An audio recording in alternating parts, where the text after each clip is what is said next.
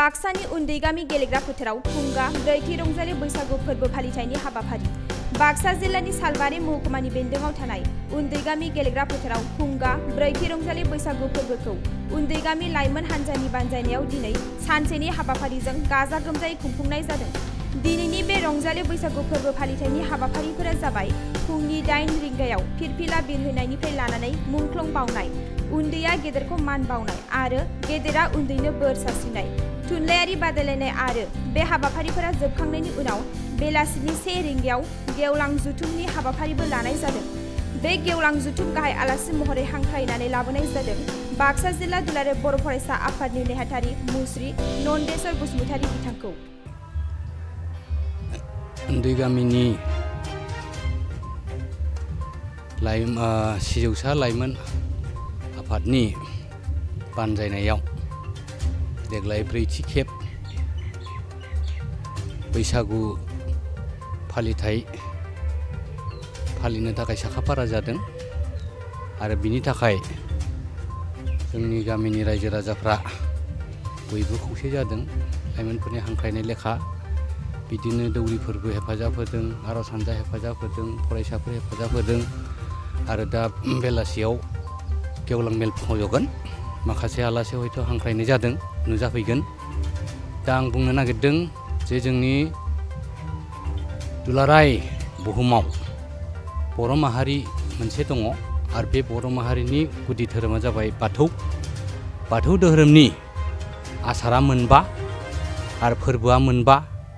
बे आसार बा फोरबो बा बान्दो बा बे बा थाखोजों जि जोंनि फोरबो फालियो, जेरैहाय बैसागुआ जाबाय जोंनि सेथि फोरबो।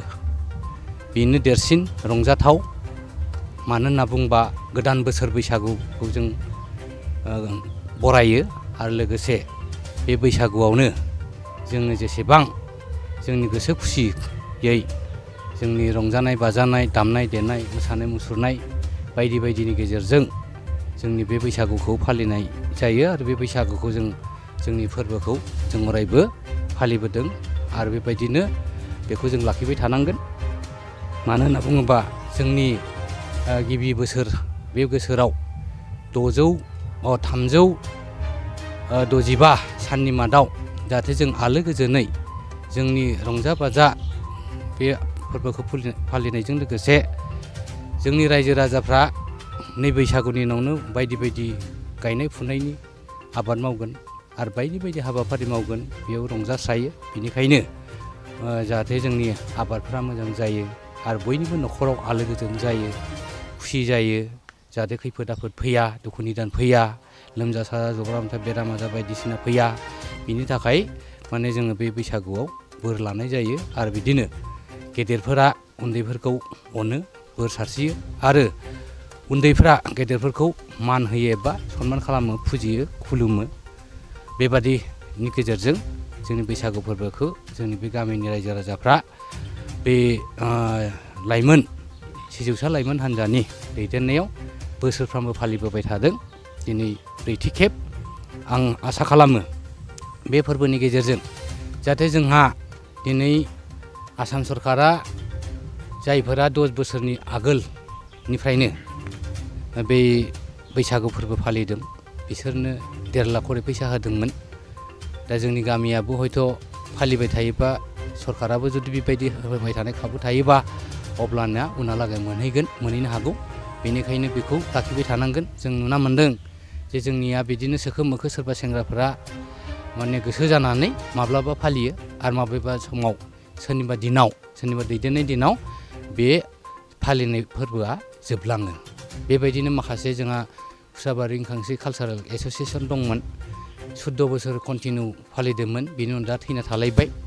बेखौ आं रेजिस्टार खालामना होफैदोंमोन आरो जोंनियावनो बेयाव निमायाव दंमोन बाथौ आश्रमनि आन्दाराव जे बेयाव बैराथि हारिमु आफाद, बेबो खुङै 5थि ना 6थि खेब खुंलांदोंमोन। बेनिफ्राय गेजेराव गेप जानानै ओमफ्राय दा बैराथि हारिमु आफादा गैला आरो दा नै सिजौ लाइमोन हान्जाया 4थि खेब फालिबाय बा खुंबाय। बेबो जुदि गाबोन फैगौ बोसोराव जुदि खुंना जालाङोबा, बेबायदिनो थैलाङोबा, होमबाना मा बै खाबुखौ मोनहैनाय नङा। बेनिखायनो जोरसार जानांगौ, जोरनो नांगौ आरो बेखौ लाखिबाय थानांगौ। मानो होनोबा आथिखालाव बै बैसागु न'खर न'खर मागिनाय न'खर न'खर आगोलनि बादि थरखाबारि लानानै बा बेबादिनो दामनाय देनाय खाम सिफुं लानानै मोसानाय खान्थिया खमायबाय गैया जालांबाय। आथिखालाव फांसन एबा बेबायदि स्टेजाव फैसालियाव लाबोनाय जादों। बेनिखायनो बेबायदि हुदाखौ खालामनायनि गेजेरजों जोंनि बे दामनाय देनाय बेखौ लाबोफिननांगौ। जोंनि खाम दामनाय सेरजा दामनाय सिफुं दामनाय बायदि बायदि दामनाय जोंनि बे आखुथाया फैफिननांगौ। हारिमुखौ रैखा खालामनांगौ। आरो बेनिफ्राय जोंनि मोसानाय मुसुरनाय बायदि बायदिफ्राबो जोङो अन्ततः बुंनो थाङोबा बेबायदि फरायसालि बादि बेबायदि खालामनानै इयुन जेनेरेसननि थाखाय रोजाबनाय दामनाय देनाय मोसानाय मुसुरनाय बेखौ लाबोनांगौ। नङाबा जों नुना मोनबाय दा मेम'रि आरो बेबायदिनो केसेट डेन्स बायदि बायदिजोंसो जोंनि सेंग्रा सिख्लाफोरा मुखुब जासै। बेनिखायनो बेखौ फोथांनोब्ला जोङो नैबे फांसननि गेजेराव बा बेबायदि बैसागु फोरबो फालिथायनि गेजेरजों जों बे इन्टारेस्ट लाबोनांगौ। आरो बेनिफ्राय गामियाव बयबो गामियावनो बे जाहाथे साग्रिद जायो। खालि उन्दै गामिल' नङा, गासैबो गामिफ्रा गासैबो जोंनि सिबियारिफोरा फालिग्राफोरा बयबो जुदि साग्रिद जायोबा बे बादायलायनायफ्रा मोगथां महर मोनगोन आरो जोंनि हारिमुवा अरायबो जोरसार जागोन। आरो बैसागु फालिनायनि गेजेरजों जोंनि हारिनि हारिमु राव थुनलाइ धोरोम सोदोमस्रि गासैबो माने दावगानायनि खाबु मोनगोन। आरो बेखिनिखौनो आङो होननो साननो गोनां। दा बाथ्राया जाबाय मा, जों रंजानायनि नामाव जों फोरबोखौल' खुंबाय थादों। फोरबोजों लोगोसे जोंहा माखासे फोसाबनाय बायदि संस्कार जायखौ होनो फोसाबनाय, बे फोसाबनायखौ जोङो आखायाव लानांगौ। बेबो मोनसे शिक्षा सोलोंथाइ। मानो होनबा फोसाबनायनि गेजेरजों जों माखासे सोलोंथाइ, जाय सोलोंथाइ जानाय लोंनाय जोंनि जिथु आखु जिथु सोलोंथाइ बे फारसे जोङो माने नोजोर होनांगौ। आथिखालाव गोबां लेखा फरा गोरों जाबाय। गोदो गोदायनिख्रुइ बांसिन दिनै जोंनि लेखा फरा गोरों माखासे सेंग्रा सिख्लाफोरासो बाराद्राय नैबे फेग्रा बेसाद एबा निसा बेसादाव माने गावखौ बावसोमनायनि थाखाय दिनै लाइमोनफ्रा अबथिरा जिउ खोमाना लादों। जाय जिउखौ बेसेन बहरा, बे जिउखौ जिबनाव खेबसेल' मोनो। बेनिखायनो गले गले जोनोम जानो थाखाय माने बे खाफाल नांगोन। बेनिखायनो बे अबथिरा जोंनि लाइमोनफोरा निसा फेग्रा बेसादखौ लानायनि जाहोनाव जोंहा दिनै सुबुं सानखोआबो खमायलांबाय थादों। जोंनि मावथिफ्रा खमायलांबाय थादों। जोंनि इयुन जोलैया बेसेबां माने जोरगोन, बेसेबां आवगायगोन बे साननो गोनां जादों। मानो होनना बुङोबा जों दिनै नुदों जे जोंनि बे निसा बेसादा गावनि जिउ, गावनि देहा मोदोम सोलेर आरो गावनि थै दै, गावनि जिथु सक्ति इनार्जिखौ बियो खहा खालामो आरो बियो नोरजिया खालामो। बेमारबो लाबोनो हागौ, बेमारबो जायो। गोबाङानो बेबादि जानायखौ नुनो मोन्दों। अबथिरा बे जिउ रुंसारि जानायल' नङा, माखासे फरायसाफोर दं जायफोरा फरायनाय लिरनाय समावनो गोबां बेबायदि निसा लानायनि जाहोनाव फरायनायफ्रा खमायलांबाय थादों। आरो बिदिनो अखा मेला जादों, आवा फावा जादों, उरां फारां जादों। आरो बिनिफ्राय मोजां रेजाल्ट खालामनो हायाखै। बिमा बिफानिफ्राय थाखा फैसाल' सावबाय थादों। बायदि बायदि गारि बाइक लादों बा बायदि बायदि नांथावै बुस्थुफोरखौ लानानै दिनै मा बिसोरो सोखो मोखो बे मालायजों बादायलायनो थांनानै दिनै अबथिरा जानायखौ नुनो मोन्दों। बे जोबोद दुखुनि खौरां। बेनिखायनो जोंनि लाइमोनफ्रा नैबे जोंनि सावरायनायनि गेजेरजों बा बेबायदि हारिमुखौ फालिनायनि गेजेरजों जाहाथे जोंनि निसा फेग्रा बेसादखौ लिमिटेसन खालामो बा बे मोनसे जखानि लायो, बेबायदि माने खालामनांगौ। हायोबाथ' गारथारनांगौ सेंग्रा सिख्लाफोरा।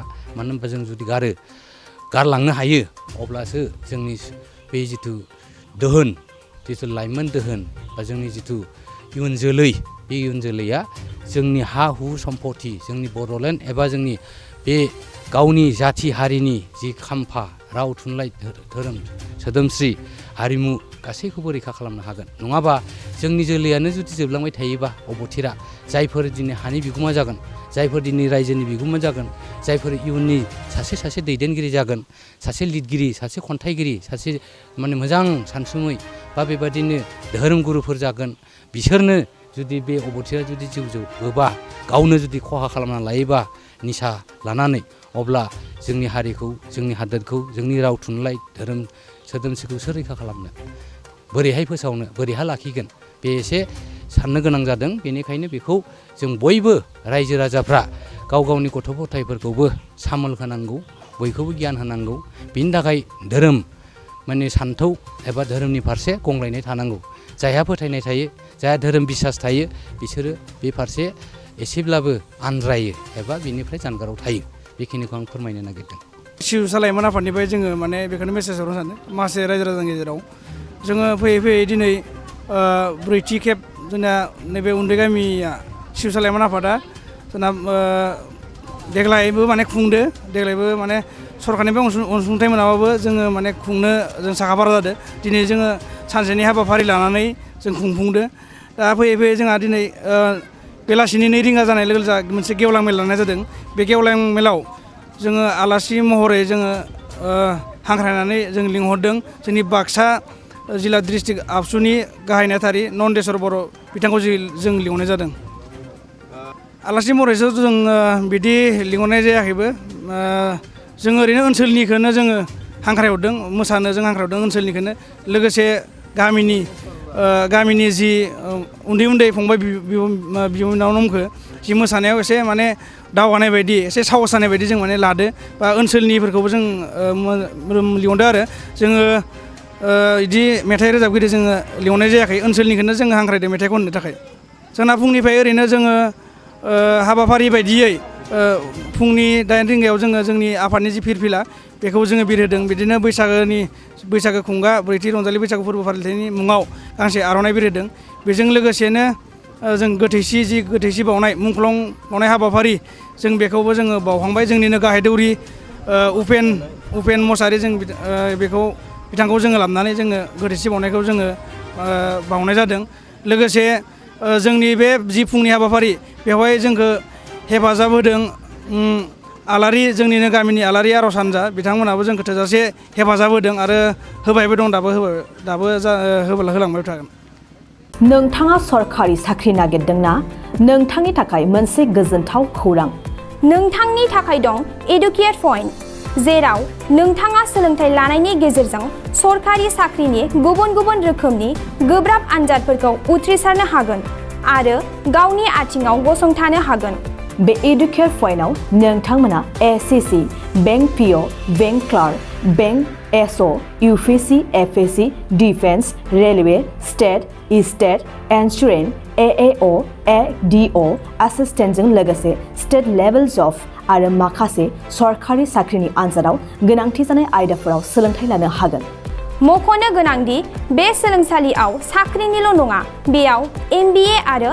सैनिक स्कुल बायदियाव एडमिशननि थाखाय एन्ट्रेन्स होनो थाखायबो सोलोंथाइ लानो हागोन बे सोलोंसालियाव गाहाम थाखो खथानि सुबिदा दं आरो सम मथे नोंथांनि सोलोंथाइखौ बे सोलोंसालियाव होनाय जागोन बेखौबो मिथिनांगोन दि बे एडुकेट पइन्टआव सोलोंथाइ लानानै बावैसो 2021-22 इं मायथाइनि एसएससि जिडिनि आनजादाव गासै 11 सा सोलोंसाफोरा उथ्रिसारनो हादों बारा नङा गासै 15,000 रांजोंनो नोंथाङा बे सोलोंसालियाव 6 दानसिम सोलोंथाइखौ लानो हागोन बे सोलोंसालिया क'क्राझार बरपेटा रड गवालपारा आरो बङाइगावआवबो दं क'क्राझाराव सोलोंथाइ लानो गोसो गुदुं जानाय सुबुंफोरा 70020261133 9101 536360 70020261133 9101536360